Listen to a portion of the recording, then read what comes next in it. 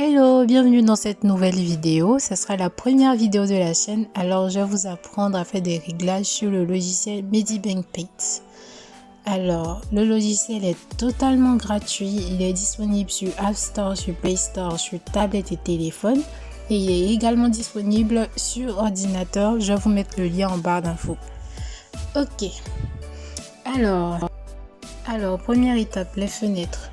Au niveau de mon emplacement, de mon settings, vous allez remarquer que les fenêtres sont placées de façon différente de quand vous téléchargez l'application. Alors voilà, vous ouvrez les différentes fenêtres que vous voyez cochées là.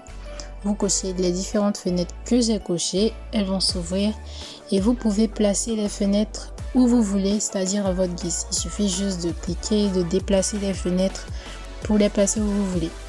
Alors moi, j'aime bien cet emplacement, c'est plus facile pour moi pour réussir à dessiner. Après, vous faites ce que vous voulez selon la méthode qui vous convient. Première étape, alors vous devez ouvrir une page pour dessiner. Ce que vous allez faire, c'est que vous allez dans Fichier et dans Fichier, vous cliquez sur Nouveau. À partir du moment où vous avez cliqué sur Nouveau, vous choisissez les dimensions de votre page. Personnellement, j'utilise du 2540 sur du 2880 et en pixels. Et voilà les différents réglages que je mets et ça donne une page comme ça. Vous pouvez faire plus grand, vous pouvez faire plus petit, vous pouvez faire à l'horizontale ou à la verticale, tout dépend de vous. Alors là, je clique sur Correction. Et je sélectionne 10. La correction, c'est surtout pour corriger le tracé, pour qu'il ne soit pas tremblant. Alors, je vous montre les réglages que je fais au niveau des brushes. Là, c'est le pen sharp. Et voici les sélections que j'ai fait. Vous pouvez mettre la vidéo en pause pour voir les différentes sélections. Voici ce que ça donne au niveau du tracé. Quand je change la taille par pression, voici ce que ça donne. Quand je change l'opacité par pression, voici ce que ça donne. Voilà, donc à vous de faire vos différents réglages, de voir ce qui vous convient comme trait, ce que vous voulez comme tracé, ce que vous voulez comme rendu au niveau de vos dessins. Donc, on a vu. Maintenant, je vais vous montrer la différence au niveau de la correction. Ici, la correction est à 10. Voici comment le tracé est rendu. Quand je mets la correction à 24, voici ce que ça donne. Donc, on remarque que le trait est beaucoup plus soutenu. Quand je baisse la correction à 0, le trait est beaucoup plus relâché. Donc, à vous de voir ce qui vous arrange, ce qui vous plaît. Dans quelle position est-ce que votre main est à l'aise? Dans quelle position est-ce que vous préférez faire vos tracés? C'est très important d'être à l'aise et ne pas juste suivre un tutoriel et suivre à la lettre comment les autres dessinent. Ça peut être intéressant de faire vos propres recherches pour voir ce qui vous convient. Je pense que c'est de cette manière que vous trouverez plus facilement votre style à vous. Ici, quand je fais un trait, par exemple, là je vais écrire un 2, je peux cliquer sur la flèche de retour pour revenir en arrière. Donc voilà, j'ai fait un trait en 0, un trait en 10 et un autre trait en 25. Voici la différence au niveau de la correction. Donc, on va passer à une autre étape.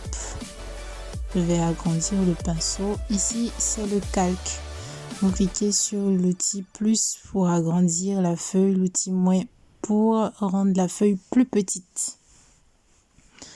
Donc, on va faire une petite fleur et on va faire des tests de colo au-dessus du line.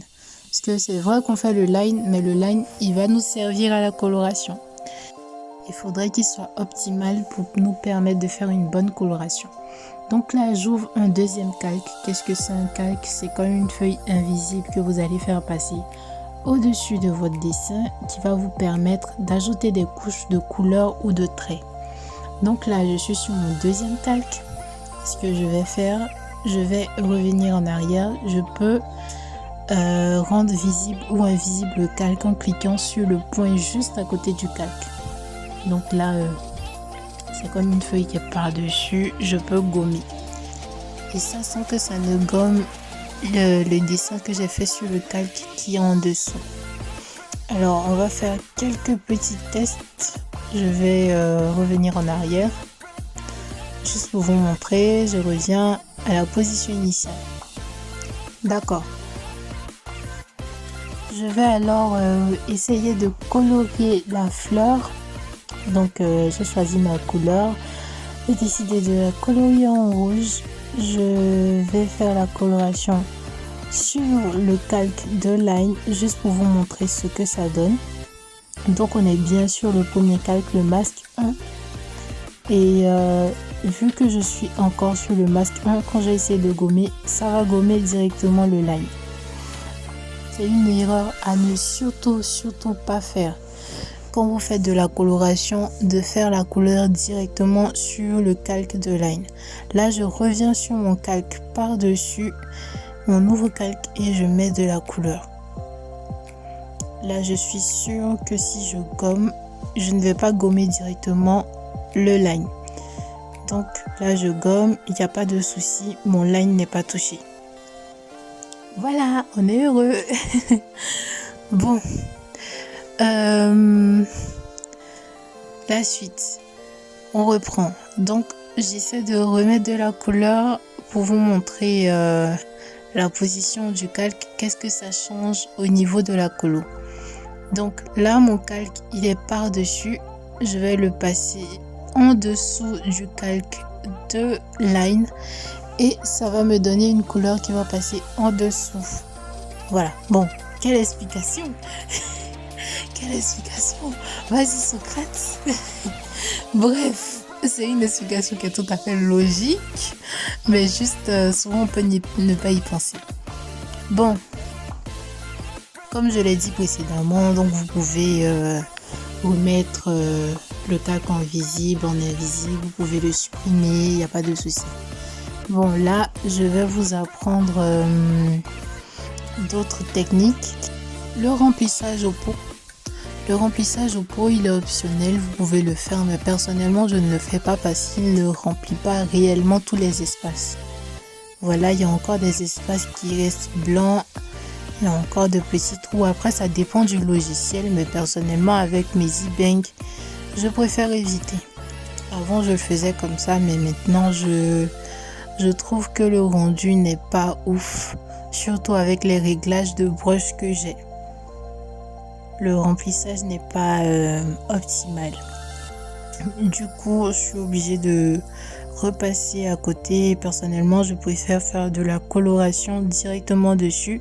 Mais bon, ça c'est un sujet qu'on abordera dans la vidéo où je vais vous apprendre à faire la colo. Bon, là on passe au dossier au niveau des calques. Je vais descendre juste en bas, là vous allez voir j'ouvre un dossier, donc fichier, et je place mes différents calques à l'intérieur. Le dossier permet de regrouper les calques. Du coup, quand j'appuie sur masquer le petit point, c'est tous les calques qui sont masqués directement. Quand je clique sur diminuer l'opacité, c'est tous les calques qui ont l'opacité qui est réduite. Donc je passe sur mes différents calques. Quand je fais ça, ça le fait individuellement. Par contre, quand je reviens sur le fichier, c'est les deux à la fois. Donc le fichier, il sert à regrouper les calques. Et ça permet aussi de s'organiser au niveau de la colo. Par exemple, si vous avez des brouillons, vous regroupez les brouillons. Si vous avez des lines, vous regroupez les lines. Voilà. Vous avez certainement dû le voir dans certains dessins, les artistes changent la couleur de leur line. C'est-à-dire, ils ont des lines colorées. Comment est-ce que ça se fait? Alors, c'est très simple. Si vous avez commencé avec un line noir, vous pouvez très bien changer la couleur de votre line ou bien même la couleur de votre coloration pour faire des tests sans avoir besoin de tout reprendre depuis le départ. Il vous suffit de cliquer sur le calque du line et de cliquer sur protéger un alpha. vous venez, vous agrandissez votre pinceau, vous choisissez une couleur et vous repassez directement sur le calque comme si, enfin sur la page, comme si vous étiez en train de colorier. Et du coup, ça va colorier seulement votre line et pas le reste. Voilà, c'est comme ça que vous changez de line et que vous faites des tests pour voir si le line est à la bonne couleur, si ça vous convient. Vous pouvez faire également la même chose pour la coloration, comme je fais ici avec le calque de couleur que j'ai ouvert. Donc voilà, c'est la fin du tutoriel. J'espère que ça vous a plu. Je vous montre des crash tests quand la protection alpha n'est pas activée. Et voilà, merci d'avoir regardé cette vidéo. Merci, n'hésitez pas à laisser un commentaire si vous avez des questions et si vous voulez voir d'autres choses en vidéo. Bye bye.